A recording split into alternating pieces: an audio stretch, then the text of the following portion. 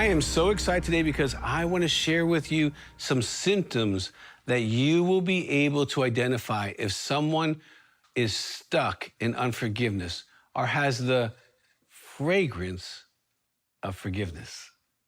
We all know Jesus talked about forgiveness a lot, even in the Lord's Prayer, to forgive those, who trespass against us, right? And we are able to forgive those who trespass against us. That's the good news of Jesus. Now, sometimes this is harder than it seems. So let's look at what a soul looks like when it's having challenges or stubbornness, because it could be either one, as it comes to forgiving that person or several people. And I want to share with you some of these things I have seen in my clients who have struggled with unforgiveness that I've worked with for over 40 years, okay? So I want to share these with you so you can go, yep, nope, nope, nope, nope, nope. But also if you're ministering to people, you will hear some of these things and it'll help you to go, wait a minute, you're stuck over here. Okay, now when we stay in a place of unforgiveness, and I'm not talking about the short term as you process what happened, I'm talking about when you stay stuck. Or sometimes even in your heart, you'll say, I'll never forgive them for that. Please don't make that covenant with your heart, okay? Because this resentment and bitterness can hurt you way more in the long term than it would ever hurt them. Now, you may not believe me, so I want to go over what you might be struggling with if you are stuck in unforgiveness. Now, these are just symptoms, just kind of check them off. Number one, when that person's name comes up in a conversation, you get a knot. You get a kind of feeling in your gut like, oh, not that. I don't want to talk about the person. I don't want to hear that person's name. Just their name brings almost a physiological reaction to you. Number two, if you must see this person for some reason, maybe a family thing or a social thing, you have immediate dread or anxiety about this event, knowing that you're probably going to run into them. And you can feel it almost from the time you get the information. Number three, an encounter with this person either intensifies the unease or makes you avoid situations where they are altogether. So you do know they're going to be there, and you just don't show up because you don't want to deal with the feelings that are inside of you that you still have towards that person. Hurt, anger, frustration, resentment, fear, whatever. And so you just avoid that person altogether when you can. Number four, if that person does something even slightly off with you, because some people, they're family members, they're maybe somewhat in your friend circle or they're your spouse, you will extremely overreact, even if it's all inside your head and your heart.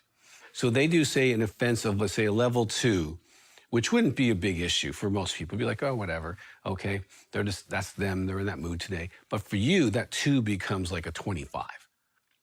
And you're overreacting. Overreacting can be a symptom of unforgiveness. So you want to evaluate that. Number 5, you have secret desires that they would move away or magically disappear. Now, you don't tell anybody this, but you're just kind of a fleeting thought, you know what? It'd be totally okay with me if they just didn't exist around here. Maybe they could move to another state, another country, another world, another universe. That'd be all good with me, okay? And it's kind of like this little secret thing you have in your head. You don't tell anybody, but you know if you have it, all right? Number 6, you're extremely impatient with them. Now, if you are having unforgiveness toward your spouse or your family, your children, or your parents, you're going to find that really difficult because you're going to be impatient with them on a regular basis. Number 7, you find it really a challenge to see or say any good thing about them.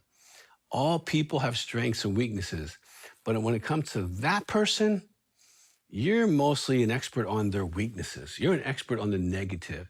You are not able to see that they're generous, that they're kind, that they are a good father, son, or sister, or whatever. You refuse to see their goodness. That's usually a sign that you're stuck in unforgiveness. And I hope you're keeping track of some of these, because if you're kind of finding a name coming up in your spirit, that's the Holy Spirit saying, yeah, it's this person, or these people, or this group of people, or that pastor in the past. Someone, you got that person, write that person's name down, get the forgiveness for everyone material, and move through it. Now, number 8, When you think of them, you mostly and almost exclusively think of the hurt and what they did or didn't do to you. So what happens here in unforgiveness is the person no longer is in the movie of life with you. They're in a photograph. That photograph is how you see them. Now, they might have grown up past that point. They might have changed. They might have truly repented. They might have even come to Jesus. But you have them in a photograph. If you have someone in a photograph for what they've done to you, you're probably in unforgiveness, because people are movies. Who I was a year ago is different from a year from now. You are the same. You're not a photograph of what you've done to people. You're a movie, but you give yourself grace about that, but not someone you have unforgiveness towards.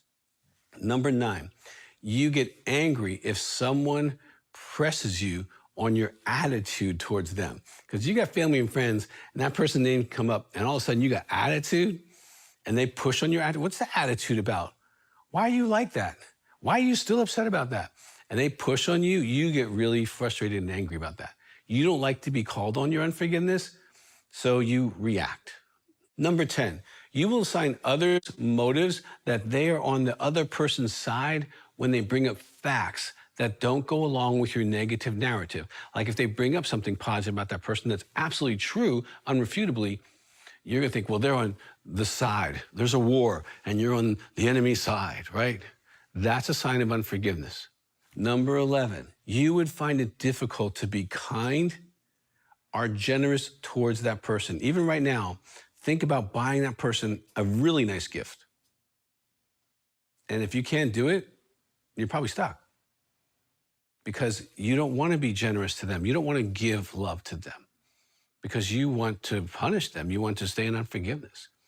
Number 12, you might distance yourself from people who remain friends with that person or who don't fully support your attitude towards that person. So you'll lose relationships because of your unforgiveness towards that person. Number 13, a person in unforgiveness over time will campaign others to have the same negative perspective of that person as you do. Now in Hebrews 12:15, it says, lest any root of bitterness springing up causes trouble, and by this many become defiled. That's what unforgiveness can do. Number 14, overall, the person becomes more negative about life and about others. That bitterness starts causing them to be negative about other people and other things in life itself.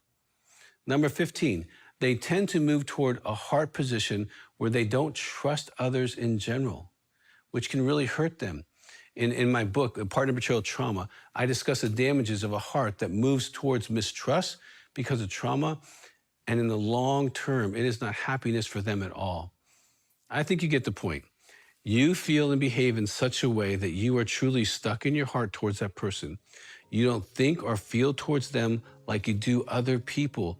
And I say this without trying to judge you in any way. I'm trying to set you free. Because for some of you, what was done to you was so egregious and even criminal.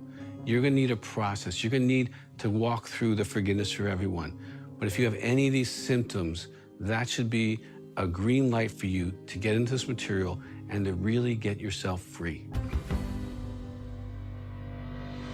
For more content and resources to help in your healing journey with Christ, make sure to follow Dr. Doug Weiss on Facebook and Instagram.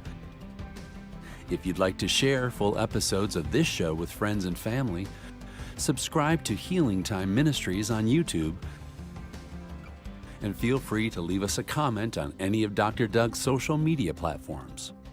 Our team would love to hear your feedback and learn how Healing Time is impacting your life, your church, and your ministry.